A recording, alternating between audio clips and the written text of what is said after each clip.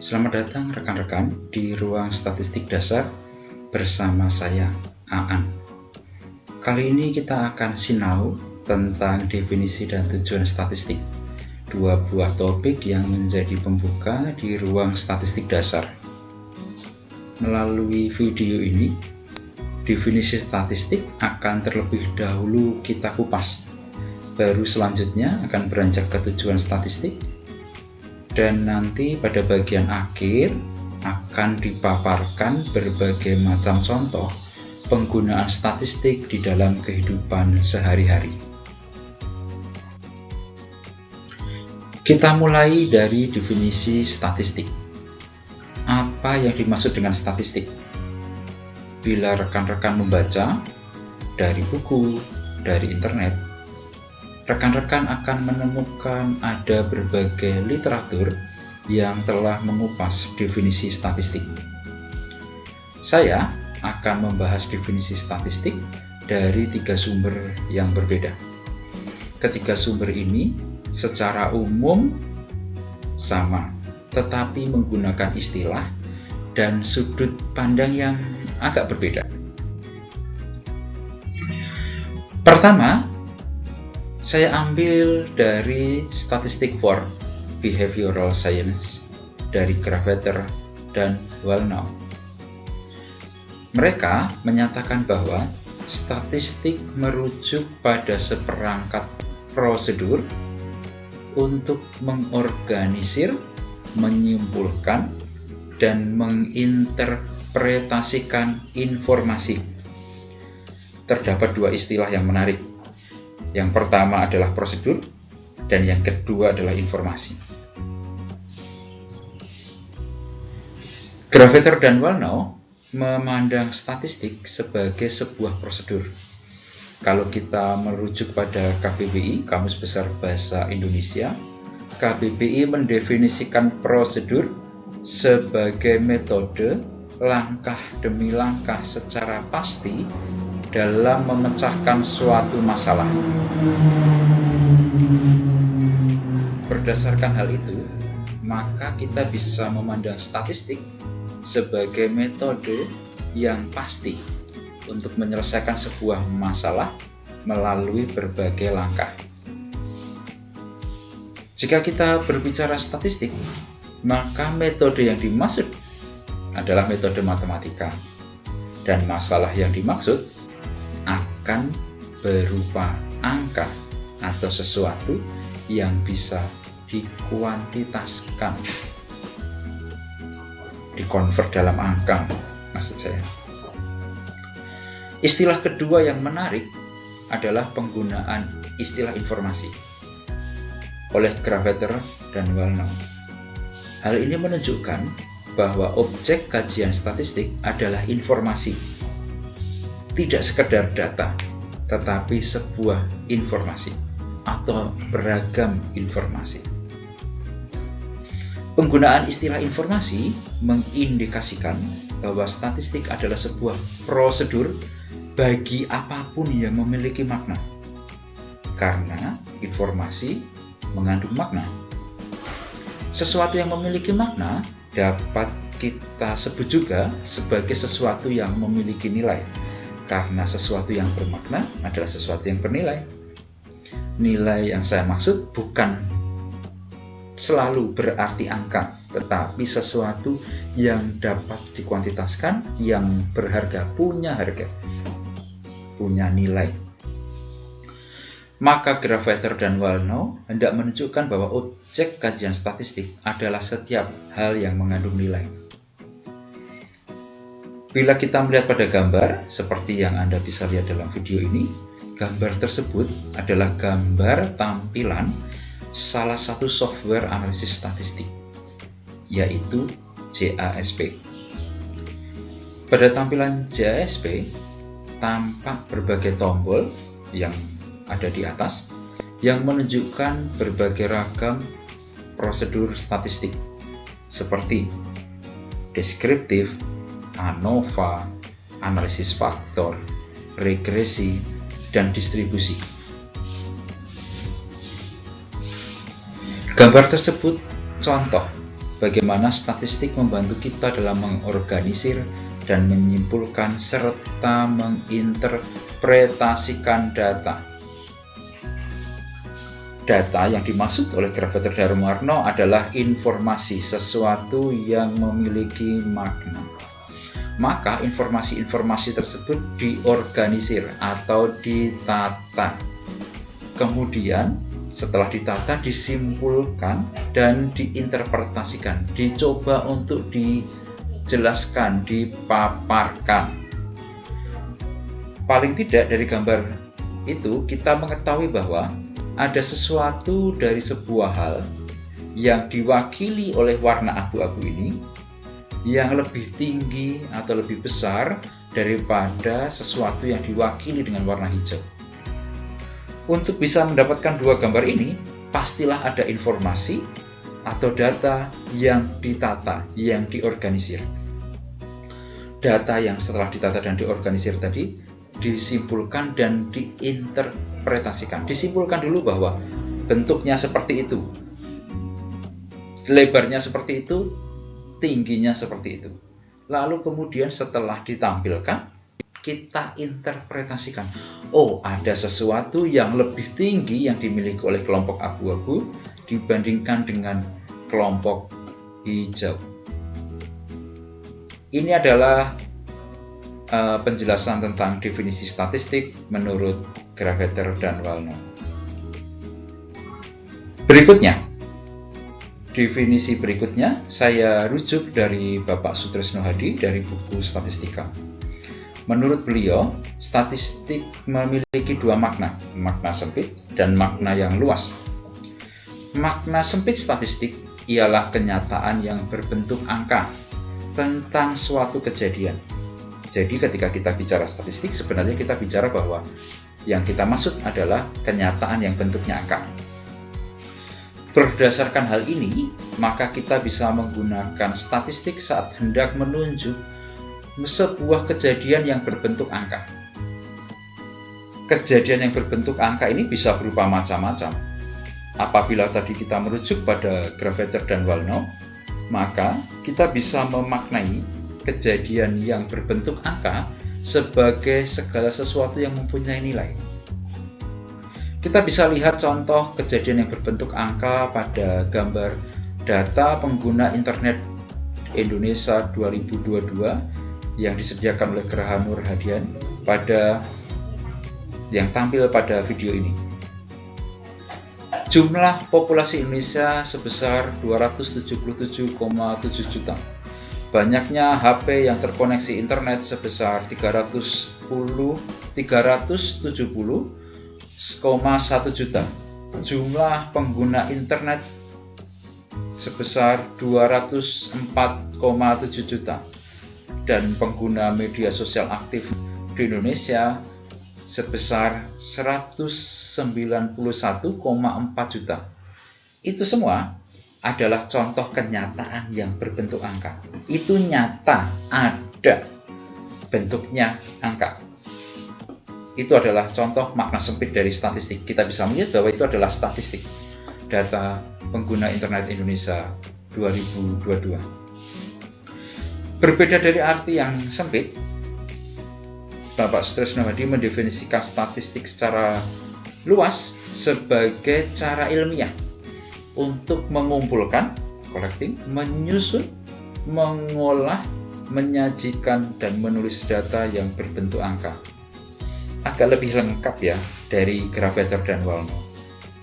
Beliau menekankan bahwa statistik itu sudah dimulai saat kita mengumpulkan data, menyusunnya, lalu kemudian yang data yang disusun itu diolah, lalu kemudian disajikan dan ditulis dalam bentuk angka. Itu adalah statistik secara luas, mulai dari mengumpulkan, menyusun, mengolah, menyajikan hingga menulisnya. Maka disebut definisi luasnya statistik. Definisi luas dari statistik menunjukkan posisi statistik dalam scientific science.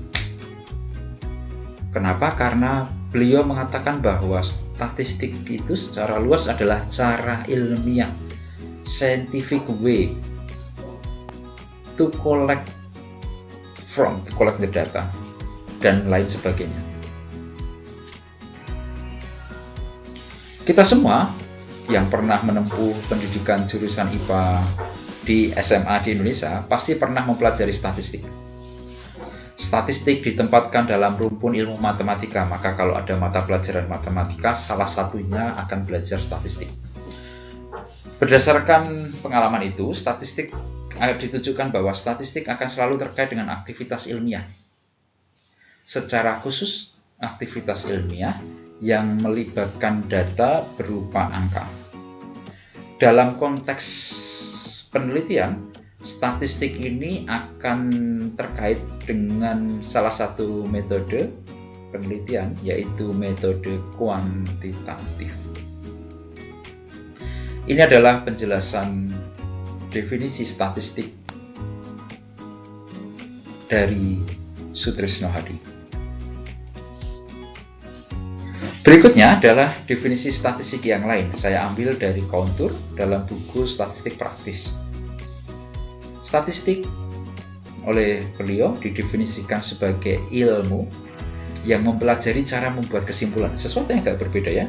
Dengan Sutrisno Hadi sama-sama melihatnya sebagai secara ilmiah dari Sutrisno Hadi. Kontur melihatnya sebagai sebuah ilmu. Ilmu tentang apa? Ilmu tentang cara membuat kesimpulan. Kesimpulan tentang apa?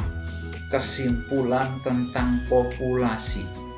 Jadi secara spesifik, statistik ialah ilmu yang mempelajari cara membuat kesimpulan tentang populasi berdasarkan informasi mengenai sampel. Populasi dan sampel akan saya paparkan di video lain di ruang yang lain. Secara sederhana, definisi statistik dari Kontur menempatkan statistik sebagai ilmu yang mengajarkan metode pembuatan kesimpulan tentang objek amatan yang bisa jadi sangat luas dengan menggunakan sebagian dari anggota keseluruhan objek amatan tersebut. Jadi statistik adalah ilmu yang mengajarkan bagaimana kita menyimpulkan tentang sesuatu yang luas dari sesuatu yang kecil. Catatannya, yang kecil itu adalah bagian dari yang luas itu. Kita bisa melihat contoh penjelasan ini berdasarkan gambar yang tertampil.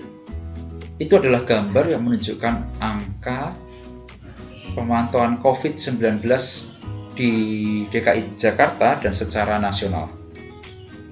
Data itu jelas menunjukkan berapa banyak kasus konfirmasi COVID-19 di Indonesia atau secara nasional.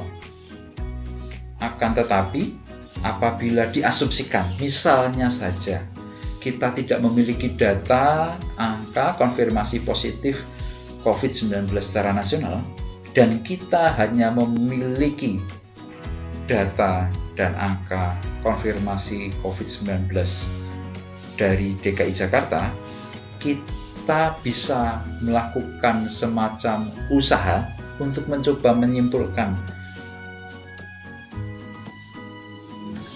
data COVID secara nasional melalui data konfirmasi COVID-19 DKI Jakarta.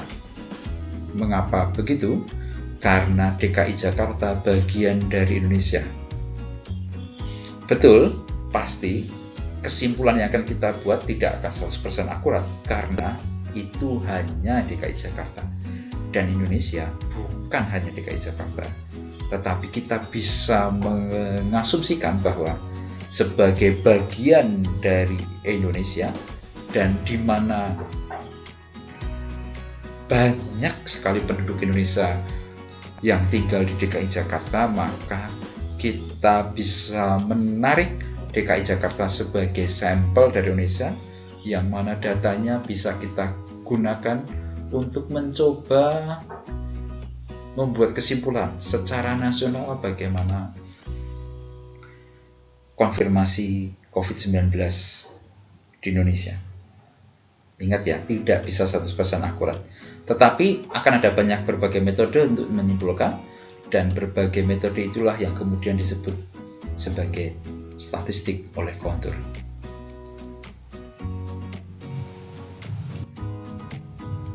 Rekan-rekan sekalian, berdasarkan 3 definisi tersebut, definisi statistik akan melibatkan konsep-konsep ini. Dari semua konsep tersebut, hal yang menurut saya sebagai kunci dari definisi statistik adalah data dan nilai. Gravater dan Wallnau menyebut yang diolah adalah informasi. Sutresno Hadi menyebutnya data. Kontur menyebutnya angka. Tetapi saya kemudian merangkumnya menjadi nilai. Sesuatu yang mengandung nilai, sesuatu yang memiliki nilai.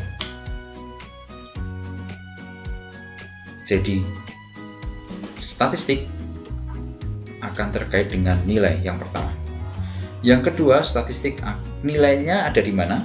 Yang kedua, nilainya ada dalam data. Jadi yang kedua, statistik akan selalu terkait dengan data, akan terkait dengan nilai. Data ini ketika memiliki makna, maka kita bisa sebut sebagai informasi. Maka statistik dengan begitu bisa kita pandang sebagai sebuah metode untuk mengumpulkan, mengorganisir, dan menginterpretasikan data yang mengandung nilai. Itu. Setelah mempelajari definisi statistik, berikutnya kita akan mempelajari tujuan statistik. Untuk apa statistik dikembangkan? Atau mungkin kita bertanya, mengapa kita perlu belajar statistik? Ada 4 tujuan statistik. Pertama, statistik dikembangkan dan dipelajari untuk mendeskripsikan suatu keadaan atau kenyataan dalam bentuk angka. Kita tadi telah melihat contoh hal ini. Misalnya, jumlah penduduk Indonesia ialah 277,7 jiwa. Tujuan statistik yang ini memudahkan kita dalam membayangkan sebuah keadaan. Melalui angka, keadaan yang kita coba lihat tidak akan selalu abstrak. Contoh, berapa banyak gajah yang ada di kebun binatang itu? Misalnya saya bertanya. Maka jawaban banyak itu akan lebih abstrak daripada jawaban ada 10 ekor gajah. Statistik membantu mendeskripsikan suatu keadaan dalam bentuk angka, membuat kita menjadi lebih mudah membayangkannya, menggambarkannya, menerima informasinya. Tujuan statistik yang kedua ialah menjelaskan fenomena yang ada. Statistik dapat membantu menjelaskan keadaan atau situasi. Kita tadi melihat pada contoh data konfirmasi positif 19 secara nasional dan di DKI Jakarta. Data statistik membantu kita menjelaskan apa yang sebenarnya terjadi, berapa yang sudah sembuh, berapa yang terkena, dan berapa yang meninggal. Melalui statistik, fenomenanya lebih tergambarkan. Tujuan statistik berikutnya ialah membantu kita dalam memprediksi hal yang mungkin terjadi. Memprediksi berarti sesuatu yang ada di masa mendatang. Statistik tidak hanya membantu kita memahami populasi lewat sampel. Statistik tidak hanya dapat membantu kita memahami apa yang telah terjadi, tetapi statistik juga ternyata dapat membantu kita memprediksi apa yang akan terjadi. Data, misalnya saja ya, data produksi beras tiap catur bulan di Indonesia. Catur bulan artinya setiap 4 bulan sekali, atau kalau kemudian dalam 1 tahun maka akan ada 3 catur bulan. Kalau kita memiliki data produksi beras nasional per setiap 4 bulan atau per catur bulan, dan data itu secara kontinu kita miliki dari tahun ke tahun, maka kita akan bisa memperkirakan di catur bulan berikutnya kira-kira produksi berasnya akan seberapa. Itu bisa kita lakukan melalui statistik.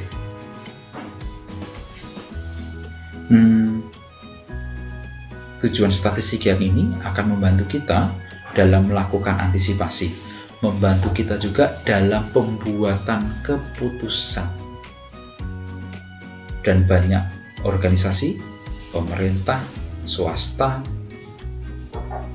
dan banyak organisasi lainnya yang menggunakan statistik untuk tujuan ini, memprediksi dan membantu dalam pengambilan keputusan. Tujuan statistik yang terakhir ialah guna mengontrol suatu hal. Rekan-rekan mungkin bisa melihat tujuan ini bila melihat data stunting secara nasional. Misalnya, kabupaten atau kota-kota mana di Indonesia yang angka stuntingnya masih tinggi.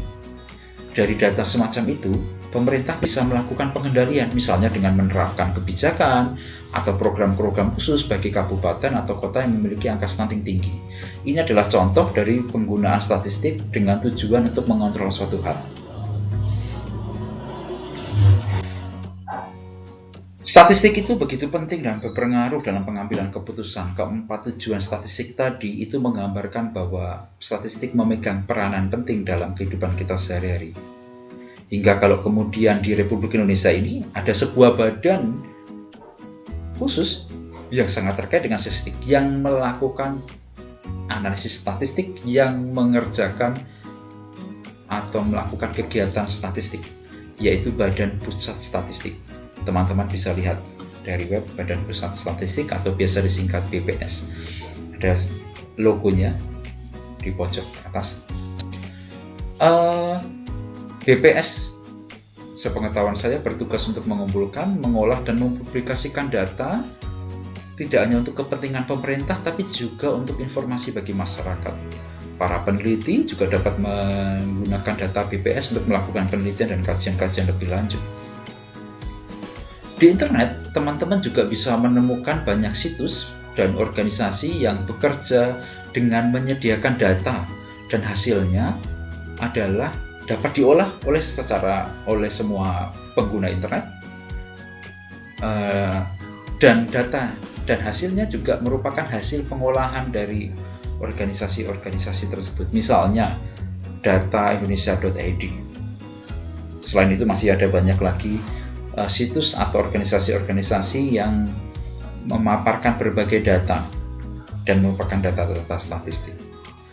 Kenapa itu dibuka secara publik, secara diberikan akses secara luas kepada masyarakat? Karena dipercaya bahwa data-data itu akan berguna ketika disebarkan, menjadi pengetahuan, ada orang yang mungkin bisa menganalisisnya, menjadi pemahaman buat kita bersama sebagai sebuah warga bangsa, sehingga data-data itu tidak hanya tersimpan, tetapi ya tadi membantu kita dalam memutuskan berbagai kebijakan, keputusan setiap hari. Begitu pentingnya statistik, hingga ada pula perguruan tinggi yang khusus mempelajari statistik.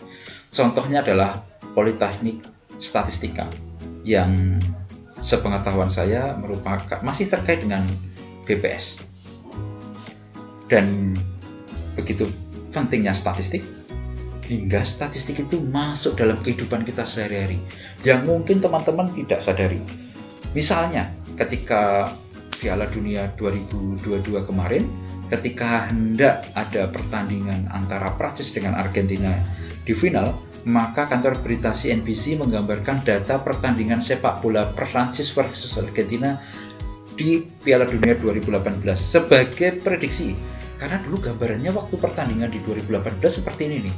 Nanti ketika di 2022 pertandingan itu akan berjalan seperti apa. Statistik pertandingan di masa lalu ditampilkan kepada masyarakat, diberikan kepada audiens supaya audiens punya gambaran bagaimana peta kekuatan kedua tim sepak bola tersebut. Itulah gambaran bahwa statistik dikembangkan dan dipelajari karena punya peran penting dalam kehidupan kita sehari-hari. Kita telah mempelajari definisi dan tujuan statistik. Berikutnya mari kita melihat berbagai contoh hal yang menggunakan statistik dalam kehidupan kita sehari-hari. Gambar ini adalah gambar diagram dari Kementerian Keuangan RI terkait pagu dan tingkat penyerapan anggaran menurut fungsi pada tahun 2014 yang lalu. Persentase, diagram batang, serta grafik yang ada di gambar tersebut adalah contoh penggunaan statistik. Berdasarkan tampilan data itu, kita bisa melihat bahwa pada tahun 2014, penyerapan anggaran kedua terbesar ialah untuk bagian pendidikan, di mana belanja bantuan sosial dan belanja barang menempati dua hal terbesar dalam serapan tersebut. Gambar ini menunjukkan contoh penggunaan statistik. Ini adalah data jumlah penduduk per provinsi di Pulau Jawa berdasarkan jenis kelamin pada tahun 2019. Angka dan diagram merupakan contoh penggunaan statistiknya. Berdasarkan data BPS ini, diketahui bahwa provinsi dengan penduduk paling sedikit yang ada di Pulau Jawa adalah Daerah Istimewa Yogyakarta. Gambar ini adalah gambar poster ilmiah. Gambar ini menunjukkan penggunaan statistik dalam penelitian. Ini adalah poster ilmiah penelitian kuantitatif. Judul penelitiannya ialah tingkat kesejahteraan psikologis para petugas pos pengamatan gunung api di Pulau Jawa dan Bali. Apabila kita fokus ke salah satu bagian dari poster ilmiah ini, maka akan tampak ada histogram dan tabel-tabel yang isinya angka.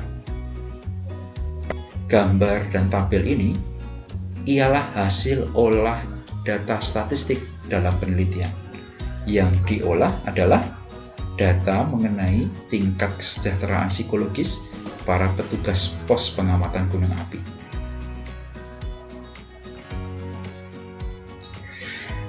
Rekan-rekan, kita sampai pada akhir video. Berdasarkan pernyataan Evan Esar ini, saya berpendapat bahwa angka itu penting, tetapi angka bukanlah segalanya. So, statistik itu penting, tetapi makna di balik statistik itu yang lebih penting. Terima kasih.